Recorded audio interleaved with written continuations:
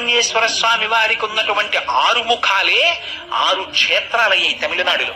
మళ్ళీ అవి కూడా సుబ్రహ్మణ్యేశ్వర స్వామి వారి యొక్క విచిత్ర స్థితి ఏమిటంటే అన్ని మూర్తులు ఒకలా ఉండవు, మీకు ఒక్కొక్క చోట ఒక్కొక్కలా ఉంటాయి.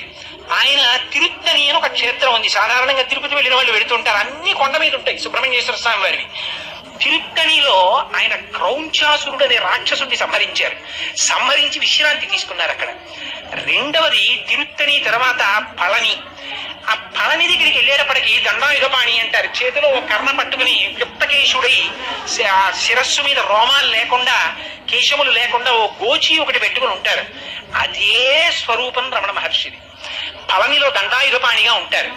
మూడవది తిరుచెందూర్ అని సముద్రం దగ్గర ఉంది, కన్యాకుమారి వెళ్ళినటువంటి వాళ్ళు వెళుతూ ఉంటారు.